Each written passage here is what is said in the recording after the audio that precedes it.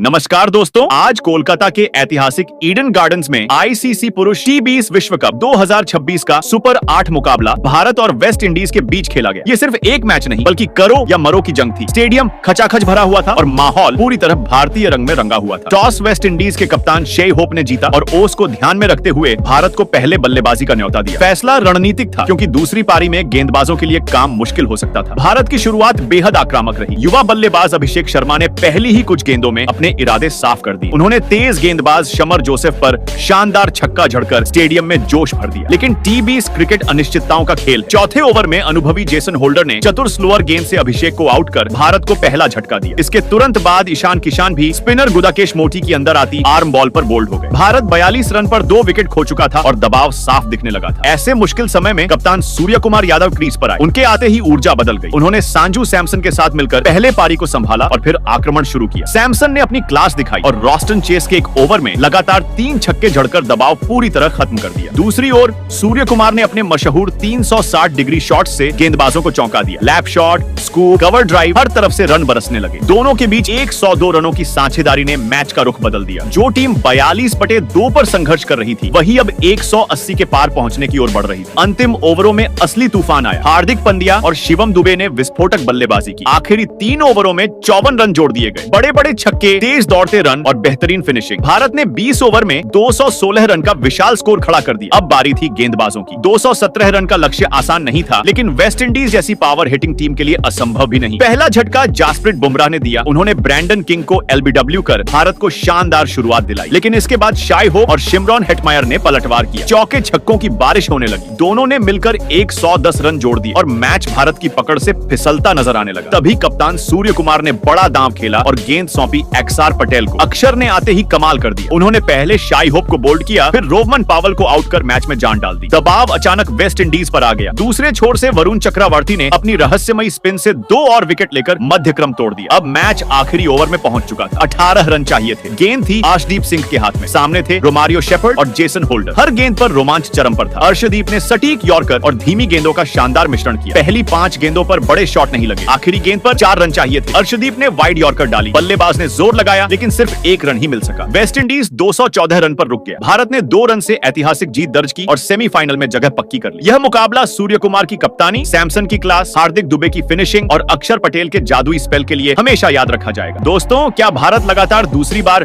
टी20 world cup जीत पाएगा? अपनी राय comment में जरूर बताएं। वीडियो पसंद आया हो तो लाइक, शेयर और सब्सक्राइब करना न भूलें। जय हिंद। नमस्कार दोस्तों, आज कोलकाता के ऐतिहासिक ईडन गार्डन्स में आईसीसी पुरुष टी20 विश्व कप 2026 का सुपर 8 मुकाबला भारत और वेस्ट इंडीज के बीच खेला गया। ये सिर्फ एक मैच नहीं बल्कि करो या मरो की जंग थी। स्टेडियम खचाखच भरा हुआ था और माहौल पूरी तरह भारतीय रंग में रंगा हुआ था। टॉस वेस्ट इंडीज के कप्तान शे होप ने जीता और ओस को ध्यान में रखते हुए भारत को पहले बल्लेबाजी का न्योता दिया। फैसला रणनीतिक था क्योंकि दूसरी पारी में गेंदबाजों के लिए काम मुश्किल हो सकता था। भारत की शुरुआत बेहद आक्रामक रही। युवा बल्लेबाज अभिषेक शर्मा ने पहली ही कुछ गेंदों में अपने इरादे साफ कर दिए। उन्होंने तेज गेंदबाज शमर जोसेफ पर शानदार छक्का झड़कर स्टेडियम में जोश भर दिया। लेकिन टी20 क्रिकेट अनिश्चितताओं का खेल है। चौथे ओवर में अनुभवी जेसन होल्डर ने चतुर स्लोअर गेंद से अभिषेक को आउट कर भारत को पहला झटका दिया। इसके तुरंत बाद ईशान किशन भी स्पिनर गुदाकेश मोती की अंदर आती आर्म बॉल पर बोल्ड हो गए। भारत 42 रन पर 2 विकेट खो चुका था और दबाव साफ दिखने लगा था। ऐसे मुश्किल समय में कप्तान सूर्य कुमार यादव क्रीज पर आए। उनके आते ही ऊर्जा बदल गई। उन्होंने संजू सैमसन के साथ मिलकर पहले पारी को संभाला और फिर आक्रमण शुरू किया। सैमसन ने अपनी क्लास दिखाई और रॉस्टन चेस के एक ओवर में लगातार 3 छक्के झड़कर दबाव पूरी तरह खत्म कर दिया। दूसरी ओर सूर्य कुमार ने अपने मशहूर 360 डिग्री शॉट से गेंदबाजों को चौंका दिया। Lap shot, scoop, cover drive, हर तरफ से रन बरसने लगे। दोनों के बीच 102 रनों की साझेदारी ने मैच का रुख बदल दिया। जो टीम 42/2 पर संघर्ष कर रही थी वही अब 180 के पार पहुंचने की ओर बढ़ रही थी। अंतिम ओवरों में असली तूफान आया। हार्दिक पांड्या और शिवम दुबे ने विस्फोटक बल्लेबाजी की। आखिरी 3 ओवरों में 54 रन जोड़ दिए गए। बड़े बड़े छक्के, तेज दौड़ते रन और बेहतरीन फिनिशिंग। भारत ने 20 ओवर में 216 रन का विशाल स्कोर खड़ा कर दिया। अब बारी थी गेंदबाजों की। 217 रन का लक्ष्य आसान नहीं था, लेकिन वेस्ट इंडीज जैसी पावर हिटिंग टीम के लिए असंभव भी नहीं। पहला झटका जसप्रीत बुमराह ने दिया। उन्होंने ब्रैंडन किंग को एलबीडब्ल्यू कर भारत को शानदार शुरुआत दिलाई। लेकिन इसके बाद शाई होप और शिमरॉन हेटमायर ने पलटवार किया। चौके छक्कों की बारिश होने लगी। दोनों ने मिलकर 110 रन जोड़ दिए और मैच भारत की पकड़ से फिसलता नजर आने लगा। तभी कप्तान सूर्य कुमार ने बड़ा दांव खेला और गेंद सौंपी अक्षर पटेल को। अक्षर ने आते ही कमाल कर दिया। उन्होंने पहले शाई होप को बोल्ड किया, फिर रोहमन पावल को आउट कर मैच में जान डाल दी। दबाव अचानक वेस्ट इंडीज क्रीज पर आ गया। दूसरे छोर से वरुण चक्रवर्ती ने अपनी रहस्यमयी स्पिन से 2 और विकेट लेकर मध्य क्रम तोड़ दिया। अब मैच आखिरी ओवर में पहुंच चुका था। 18 रन चाहिए थे। गेंद थी आशदीप सिंह के हाथ में। सामने थे रोमारियो शेफर्ड और जेसन होल्डर। हर गेंद पर रोमांच चरम पर था। अर्शदीप ने सटीक यॉर्कर और धीमी गेंदों का शानदार मिश्रण किया। पहली 5 गेंदों पर बड़े शॉट नहीं लगे। आखिरी गेंद पर 4 रन चाहिए थे। अर्शदीप ने वाइड यॉर्कर डाली। बल्लेबाज ने जोर लगाया लेकिन सिर्फ 1 रन ही मिल सका। वेस्ट इंडीज 214 रन पर रुक गया। भारत ने 2 रन से ऐतिहासिक जीत दर्ज की और सेमीफाइनल में जगह पक्की कर ली। यह मुकाबला सूर्य कुमार की कप्तानी, सैमसन की क्लास, हार्दिक दुबे की फिनिशिंग और अक्षर पटेल के जादुई स्पेल के लिए हमेशा याद रखा जाएगा। दोस्तों, क्या भारत लगातार दूसरी बार